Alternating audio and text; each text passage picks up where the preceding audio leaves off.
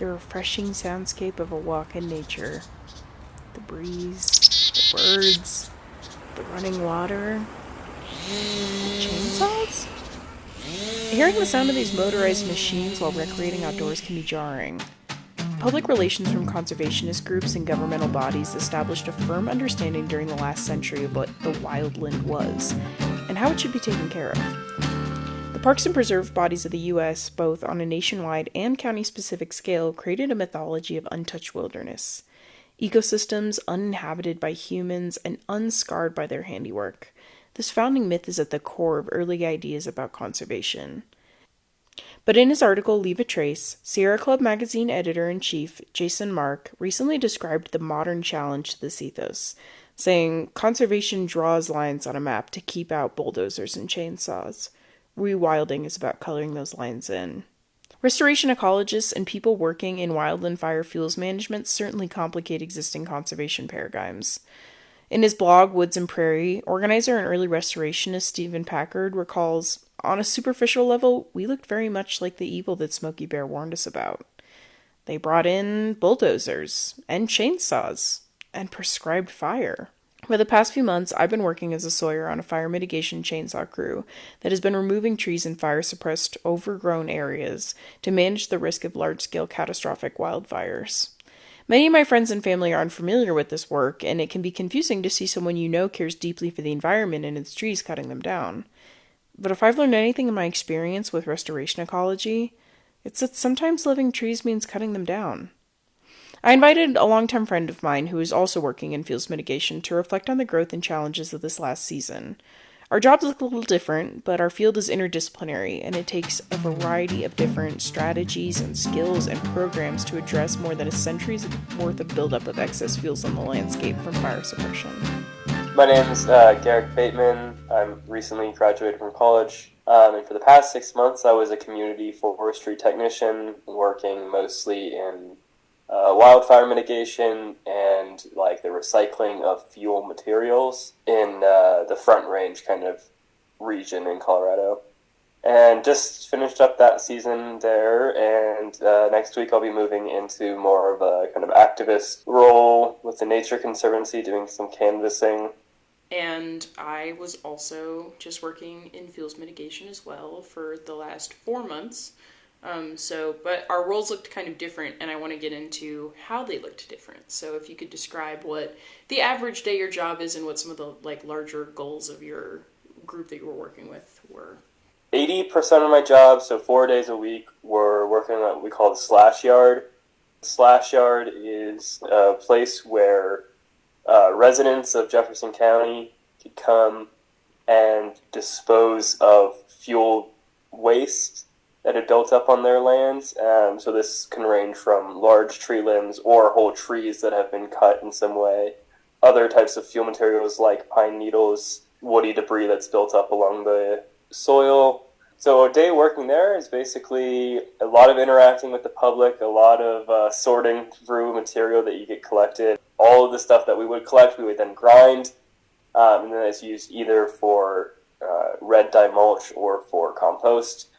So it's sort of about finding like a second life for this material that has ended up on the forest floor or is overgrown, contributing to wildfire risk, and finding a way to make it useful in its second life. A lot of my job was, like I said, interfacing with the public, kind of doing some public education on the job, on the site. And then 20% of my job was also working on the forestry projects, and these are going to be larger scale projects that the Conservation District takes up with private landowners. When we talk about the slash yard, these are residents who probably have an acre or two to their name. But when we're doing these forestry projects, it might be hundreds of acres. And this is going to be full-scale forest thinning and treatment. So a lot of the times this involves patch cutting, depending on what sort of elevation you're at. Or if you're in the lower elevation range, the general thinning. And then also, after the treatment's done, there is a noxious weed management crew that comes through. So any of the disturbed areas get treated for weeds that are inevitably going to come in afterwards. They thrive in those kind of treatment areas. Totally, because Um, we're talking about areas that are in the urban wildland interface, right? Where yeah, they're right on the edge of forested or woody areas, but then also probably close to, manicured parks and stuff that have dandelions and all that good stuff. yeah. And it's actually interesting. So I don't know if you know this, but like the conifer evergreen area, like at the highest wildfire risk in the state. Okay. That's just based on the amount of people that live in that corridor, and it's sort of weird. Like the more time you spend there, the more time you realize that it does still feel kind of like the Denver metro area. Mm-hmm. Like there is like a true like population corridor that exists really high up there in the mountains, and it's really overgrown and it's really dense, and like you're saying, it exists right on this urban kind of border. So you have, like you say, in these manicured parks or homes or neighborhoods or schools that border right on the edge of these really overgrown forests. Totally. And that's where the work that I've been doing for the last few months ties into what you do. It's fairly straightforward. We bring chainsaws into areas that are fairly close to the urban wildland interface and remove a lot of fuel by hand in areas that can't be accessed by heavier machinery that could do the job a little bit faster. So removing a lot of pinions, a lot of junipers. You got a different set of trees down there than we have up We here. do, yeah, and Cool. and definitely like different considerations as far as species that are sensitive in the areas, because we also are always weighing in a cost benefit analysis the removal of trees, because it releases, of course, carbon dioxide to remove the trees, and you lose those trees' ability to sink carbon, especially when you're doing large scale patch cutting. And then also to like habitat loss and stuff like that too. So, like we are weighing different issues here and trying to like accommodate for all of those things in the solutions that we come up with. Like we have pinion jays that have just gotten on the radar of the Forest Service. They come back and nest in the same habitat every single year. And so if we go through and we're not sensitive to those needs, then patch cutting could of course remove this like familiar habitat for these pinion jays who are already super endangered in the area. But like you said, it's also a population corridor that, even though it's a lot less densely populated down here on the southern part of the state, there's a lot of homes that have acreage that is being used for recreation, for agribusiness, for a variety of different purposes. And all of those things have interacted with our culture of fire suppression over the past century to create a similar issue of just too much fuel and a lot of people moving in and an explosion of population in the last 10 to 15 years. So, similar problems, even though we have different trees, for sure. It's interesting too, because the different trees present different sets of issues though, because you're dynamically changing the structure of the forest really quickly, and animals have become adapted in some ways to the way the forest is structured now over the past 100 years. But you're also in a way, and it's probably different farther south with different forest makeup, but you're also creating some habitat as well. When you do create these sort of like openings or prairie areas or valleys, these clearings or pastures become good habitat space for the larger ungulate species that might be in the area. You encourage like regrowth from the understory species, so you might create more vegetation that's for your native animal species. But you also might be, at the time, damaging some of the infrastructure that native birds have been using. So it's Totally. a kind of risk-reward system for sure. Yeah, and like you said, like the ungulates were definitely in the area that we were cutting in. And you mentioned earlier there's a couple different approaches that you can take to removing fuel. So there's thinning, which is taking out, a, certain generations of trees. It's different for different project sites, but different generations of trees, taking out just a few trees intermittently between other trees. Whereas patch cutting, you would clear an entire area. And so our project was primarily focusing on not only wildfire mitigation, but also creating habitat for bighorn sheep. And Oh, cool. yeah, so, we're cutting in these areas like that was it. One of the things that this season I was it was challenging, but it makes you a better sawyer. We were cutting on like 75-degree inclines in like, just imagine where bighorn sheep like to hang out. It's rocky, the soil is loose, it's super steep. So we were having to channel our inner bighorn sheep to cut in these areas. But the hope is that you have these grasses that they need for wintering to grow back in those areas. And we got to talk to one of the regional wildlife specialists who had been working with botanists to decide where these like patch cutting areas were going to be. And they had said that they actually hadn't really had too much of an issue getting those grasses to grow without even seeding them in those areas.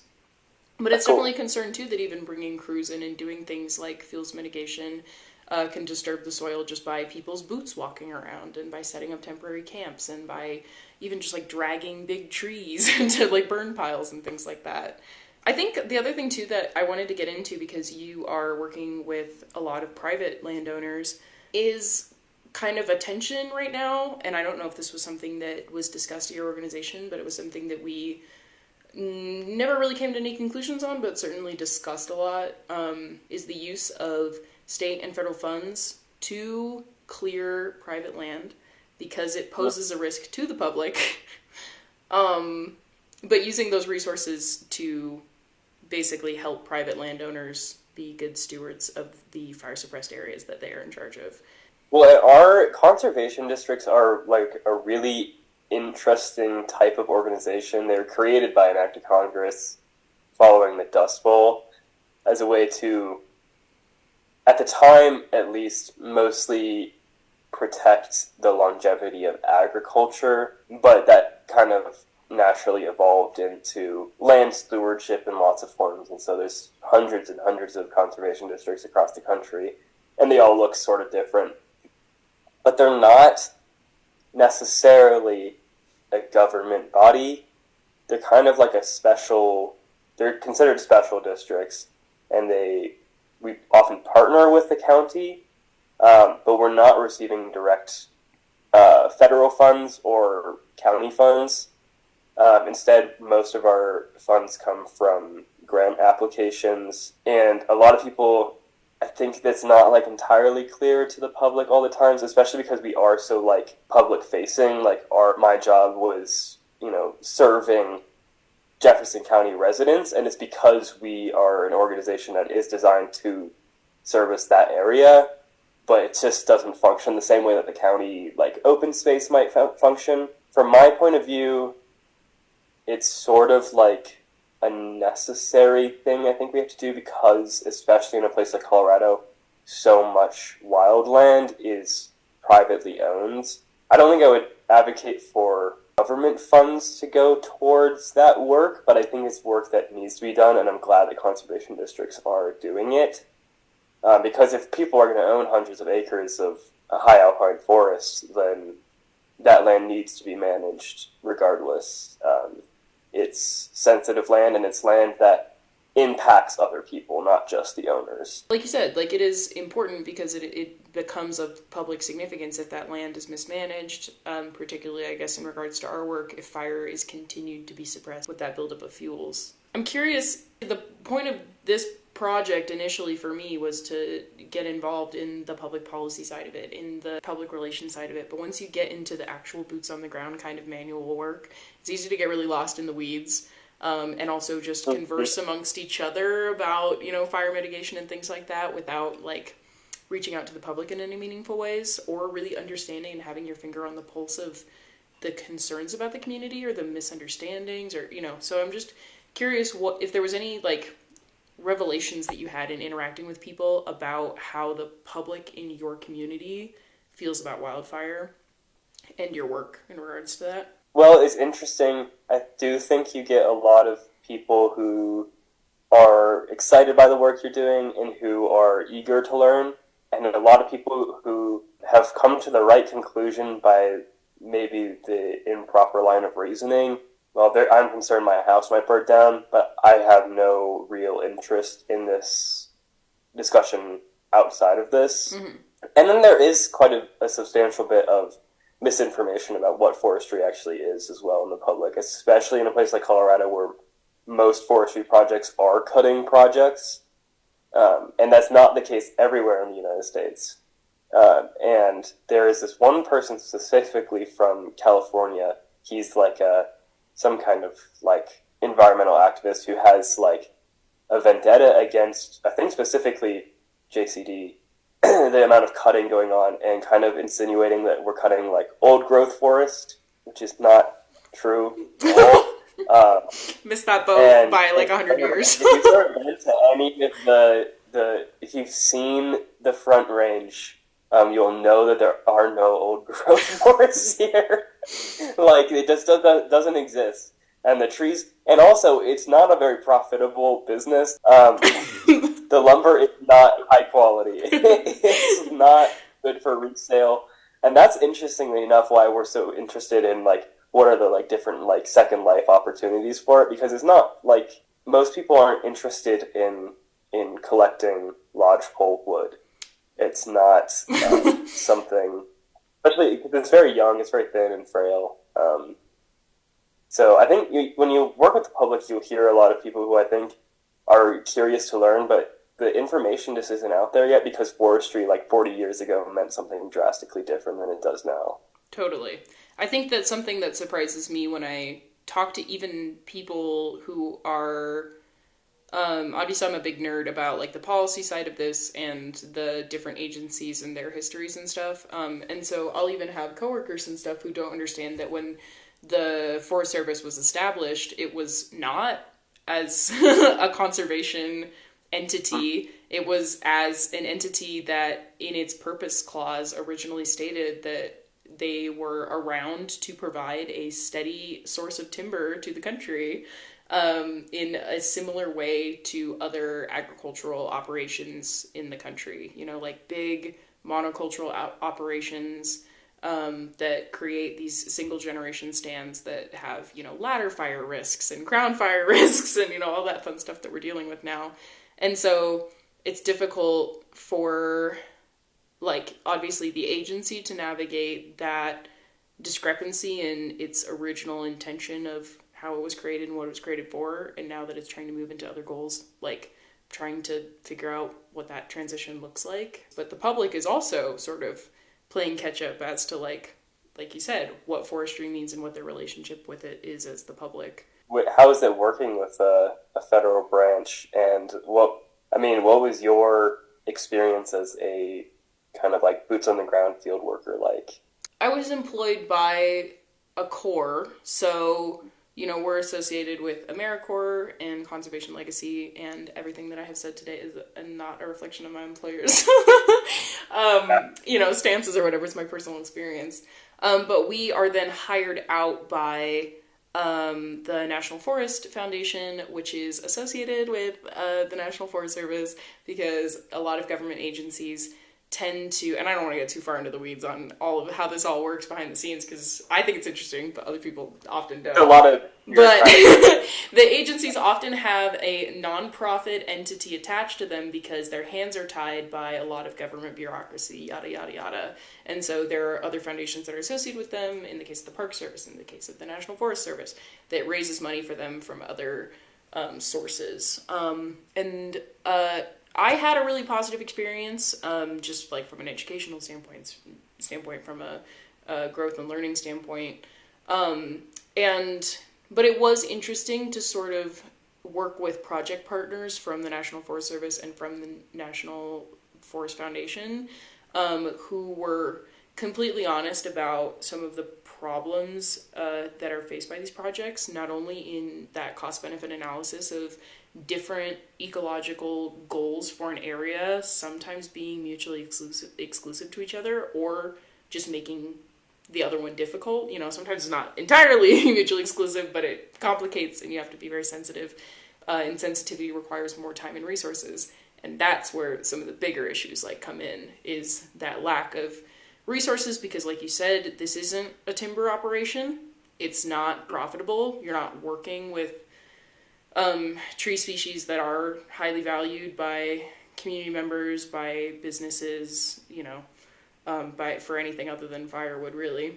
So there's this need to come up with a solution very quickly, because we have really intense fire seasons down here.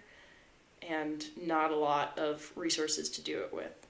And I think one of the things that really struck me about this season is, we were kind of crunching the numbers, and we had created anywhere between, we're not exactly sure, but like 120 to 150 burn piles, like as a crew over a very short period of time. And I'm talking 10 feet by 10 feet by 8 feet, like size burn piles, like huge burn piles. And the conditions have to be just right for you to be able to go out and burn them. And we only have so many crews down here, and a lot of them are volunteer. And something that I'm very interested in is that I'm transitioning now into a volunteer fire role. And I'm very curious to see, now I've sort of experienced the restraint of resources and time on the manual labor Sawyer side, and now how that's going to look with the not only bureaucratic resource constraints, but now also the restraints of weather and all of those other fun things that come into the prescribed burning realm. I'm very curious. And you incur a lot of public comment when you do prescribed burns. Totally. I mean, yeah, that's one of the most, highly, I think, visible things to the public, and it's one of the things I think landowners tend to have the most strong feelings on. Landowners have strong feelings on thinning projects as well, but anytime there's a column of smoke in the sky, even if it is on federal land or public land of any kind, it will raise a lot of eyebrows. Yeah. Well, and of course that's the point of people like you and your job and projects like this, is to help the public understand how we got here and why it's important. But I want to also always acknowledge the fact that people's fear around prescribed burning is valid, even if it is underinformed, and acknowledge too that prescribed burning is risky. It poses health risks to the community, and also prescribed burns have gotten out of control because of the level of fire suppression and buildup of fuels that we have experienced. So I don't want to undermine people's no, reactions. It's also to that. definitely not a fix-all Mm-hmm. solution, and which I think sometimes can be the discourse that happens in environmentalist circles. It's not exactly that because first you have to change the forest structure, which is what our job has been about.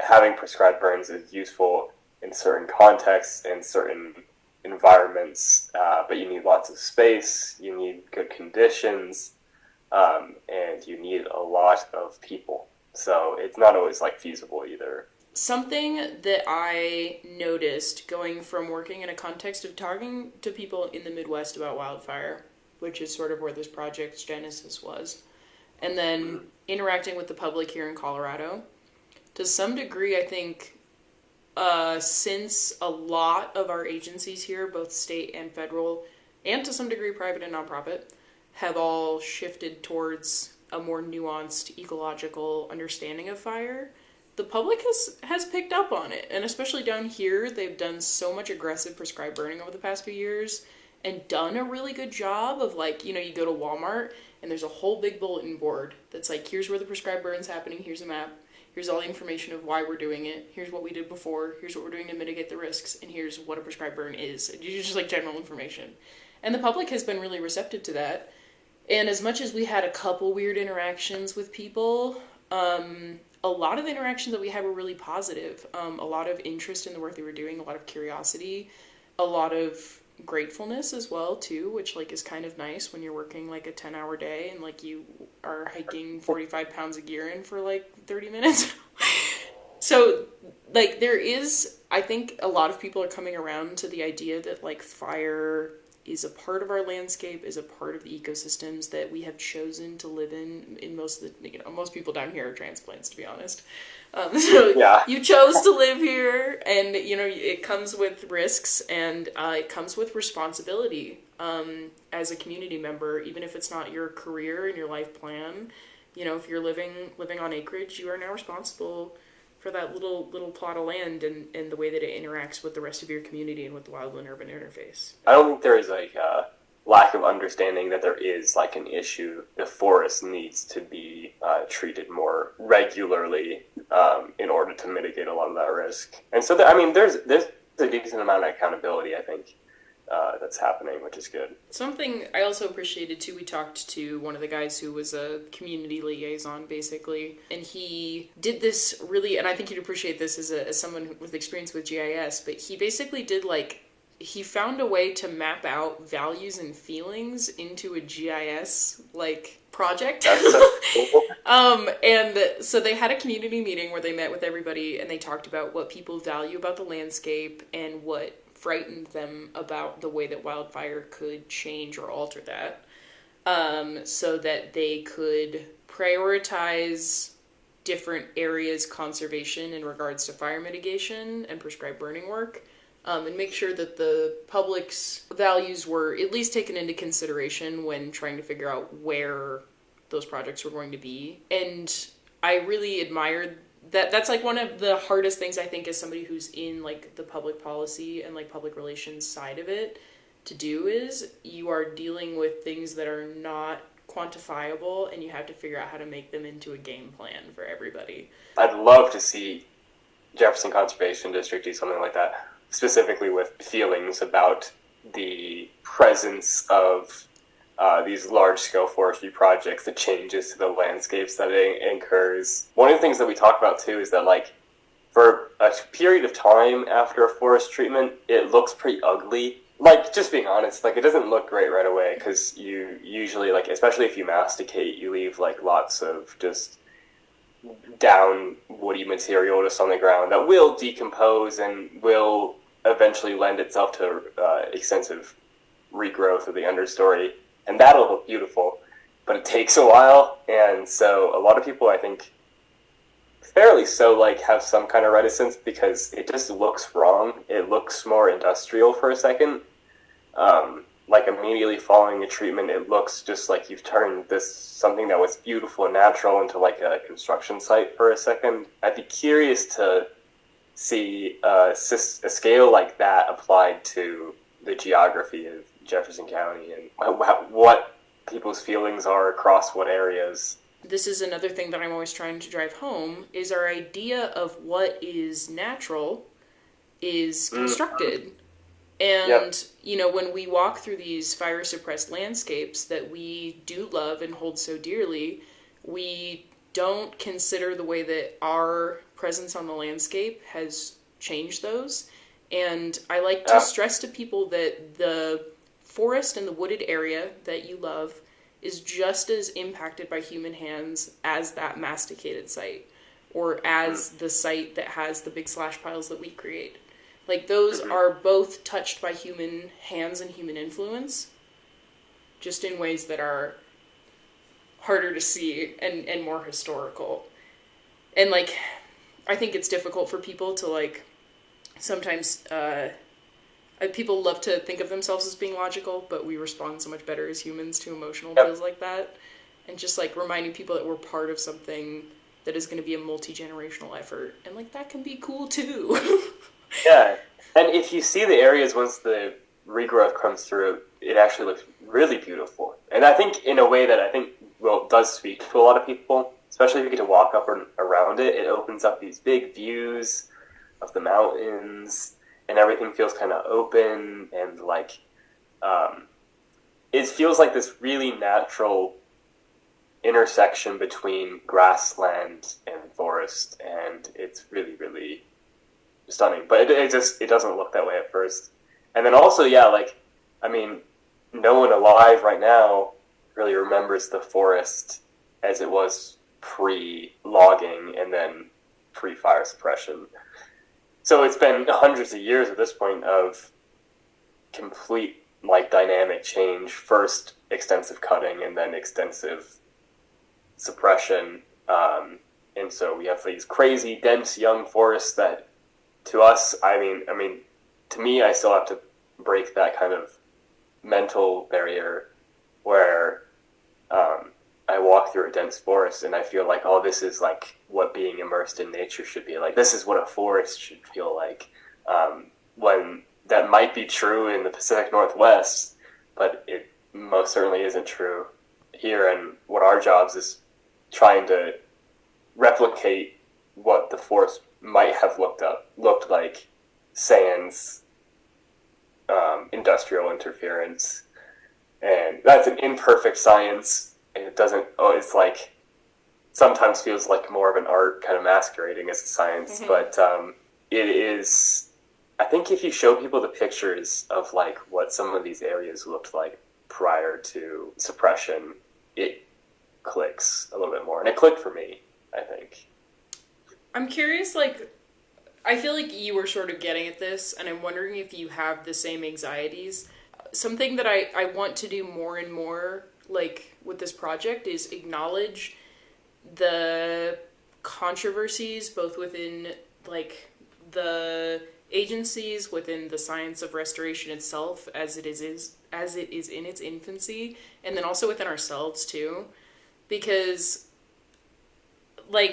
restoration is so new and we have already made so many mistakes as land managers, as settler land managers, there is this anxiety that, like, okay, like, you know, I'm going in and cutting pinyon trees a lot of times that pinyon trees take forever to, like, get to the state that you see them in, like, here in the southern part of the state now.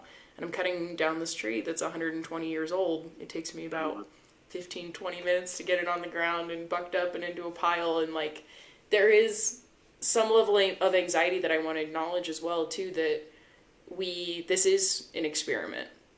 And it's gonna, just as much as, you know, there are no generations alive that know the forest before fire suppression, I also won't be around to, like, see the end goal of the work that I'm doing right now, too. And that's anxiety inducing. It doesn't make me want to sit on my hands and do nothing, but I think that it's worth acknowledging the gravity of it and acknowledging the anxiety of it as well. Absolutely. Absolutely. And it is built a lot off of models and estimates that are inherently going to be, at the very least, a little bit off. Mm-hmm. And, you know, we can model, like, what we think the forest would have looked like density-wise by, this is mostly ponderosa, and ponderosa recruits at this frequency over this period of time, and if this forest has been suppressed for X amount of years, and we think that natural recruitment would have it looking like this. But then again, it's always just like, there's no objectively right way to treat that area of land, and we don't know if there's an objectively wrong way or not. Mm-hmm. And so it's sort of a lot of trial and error, it seems like. And I think we just have to respond to how nature responds. Like, how do we see the ecosystem functioning after treatment, and continue to monitor those sites, like, really closely, monitor the native wildlife as well as the native grass species, and see what is working and what isn't. And I wish there was, like, a better way to do it, but I don't know if there is. Yeah. The other thing, too, that is going to be difficult to account for, but will be worth the effort, is considering... I feel like a lot of times, like, I have heard this paradigm emerging as I do more reading into people who are really responsible for, like, the big ebbs and flows of thought in restoration. I feel like sometimes you can get into the trap of trying to make the forest great again. You know what I mean? Like, we're trying to return to this, like, undefined point of greatness of forest and quality of forest, and forgetting that ecosystems are dynamic, and especially in these areas where you have this tension between grassland and wooded area. Like, the grassland and wooded areas are always in this, like, battle for dominance that fire has a huge role in. And, like, I think that one of the things that's going to be sort of difficult moving forward is, you know, we can't get back to the way that the forest was because our climate is also changing. And how can we set restoration goals that are still going to function as the moisture is different, as the temperatures change, as, you know, weather patterns change and things like that, and areas are subjected to more intense weather patterns that they may not have before, and making sure that we have sustainable goals for the future rather than trying to kid ourselves that we can have the exact same forest that we had when things were colder. Or when there were fewer people. That too! Absolutely that too. One of the big hot button issues in Colorado is pine beetle prevalence, and that's effect on fire as well as on forest health. And pine beetles are, you know, native, but they weren't likely as prevalent as they are today, largely due to human transportation methods or due to increase or like a rising temperature, a prolonged dry season. So there's all these other variables now that are making this species that is technically a natural part of this ecosystem have an inordinately kind of like dramatic impact on the landscape. And how do we account for that? I mean, we have these huge swaths of forest now that are dying or becoming massive fire risks because of it. And that's something that our models can't account for. A great fun puzzle to solve together. And speaking of solutions, you worked a lot on biochar, and I was wondering if you wanted to talk about that a little bit, because that's one of the things I think. This is like one of the most exciting frontiers in regenerative forestry right now, which is what do we do with all of this carbon material once it's on the forest floor, and how can we make it do work for the forest? So if you don't know, biochar is basically just a granulated form of carbon material that is created by heating up carbon-rich material in an oxygen-deprived environment. It's called pyrolysis. And yeah, so in its most base form, if you just take a bunch of dead organic material and you heat it up in an oxygen-starved environment, you just get charcoal. And charcoal is really porous. It's really good in terms of nutrient or ion exchange, so you can use it as a soil amendment. Because it's really porous, if you mix it with compost, the microbial activity in the compost can kind of live in these pores and make it an even better like soil amendment. It's really popular in agriculture right now. You have all this dead organic material after you do a forest treatment, and you leave the forest in a state that's not completely healed yet. We talked earlier, like, because of certain like practical reasons, you might choose to masticate the dead and down material. You might choose to burn it.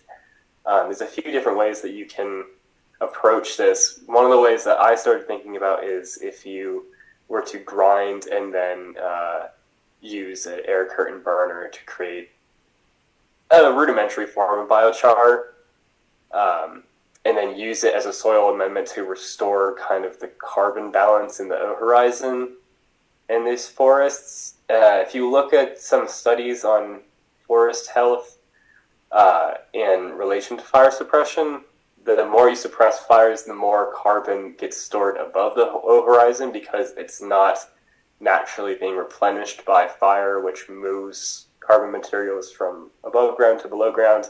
Immediately after a fire, you get carbon depletion, but then it increases its rate of decomposition. So I was just thinking, like, well, if we're using this in farming, maybe there's an opportunity to use biochar as well in forestry, especially in an area like the Front Range that's been historically really fire suppressed. And I think the biggest barrier right now is just scale, and can scale up the production of biochar. So it's definitely going to be another trial and error sort of field, but I anticipate it having a lot of applications. One of my intentions with this conversation is to inspire other people to understand some of the different jobs and some of the different work that goes into this, both as in a career sense and in a community, activated community member sense. A lot of this for you was learning about the technology, but then also learning about the ways Jefferson County might be, like you said, challenged by things like scale or resources, and then offering solutions to that as well, too.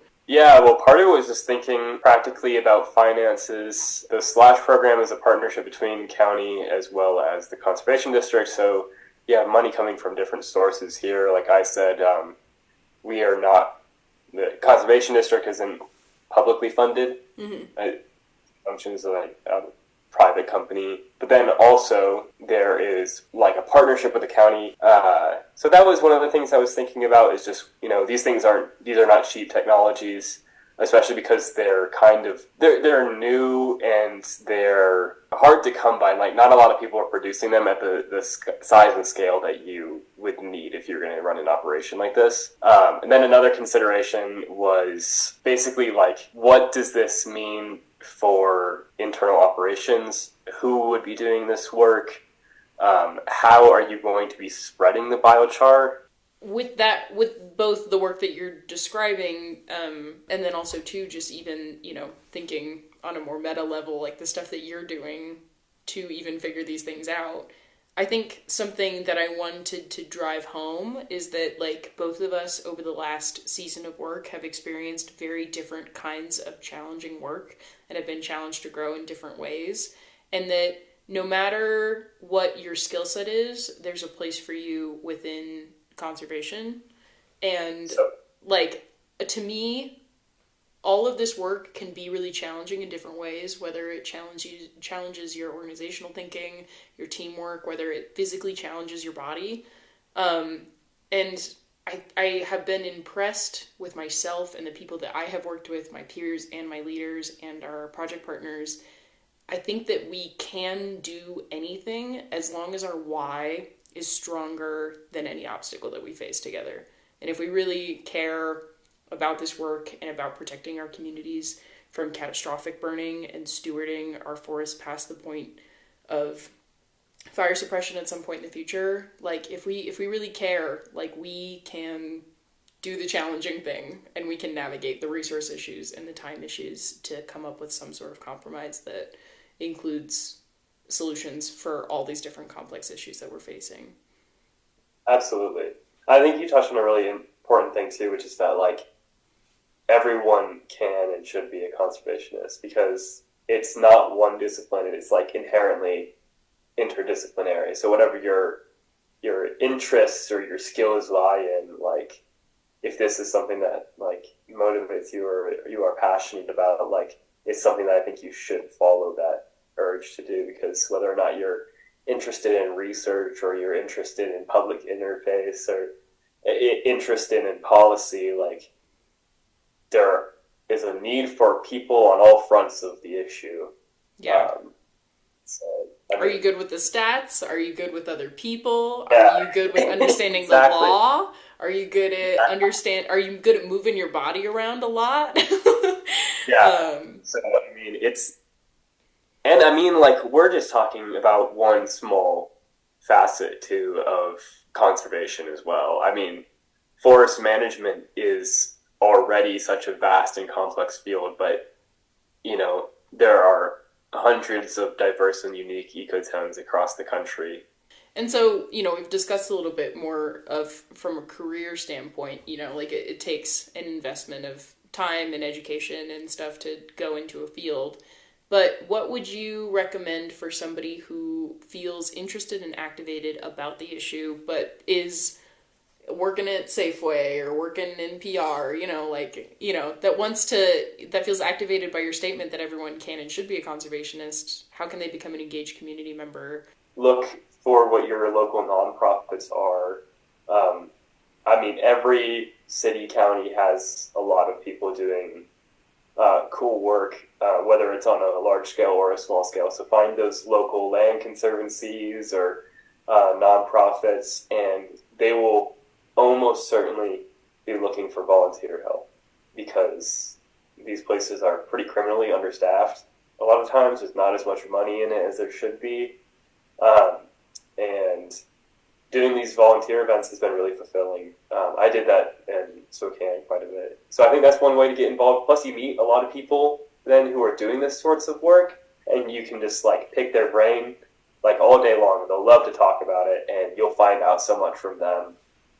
Other people are the best source of information. especially when it's coming to like local issues. Podcasts, books, YouTube, all these are valid places to be kind of stoke the curiosity, and there's a wealth of information out there. So I would just say get learning. And also, never underestimate the value of, no matter how small of a plot of land that you live on, whether you rent or you own, there are small things that you can do if you live in areas that are, either near a fire-prone grassland or a wooded area. There are always small things that you can do to be responsible with fire, and whether that's taking good care of your vehicle, which people underestimate the risks that vehicles pose when it comes to starting wildland fires, or even just yard waste and things like that. Like, just little things can go a long way towards creating defensible, fire-wise spaces around the places that we live and call home. Yeah, go learn about your forests. I think we want this information to be known far and wide. So even if your day job is in conservation or forest management, like, go learn about the land that you live on. I think just by virtue of that, you'll become a more, concerned steward.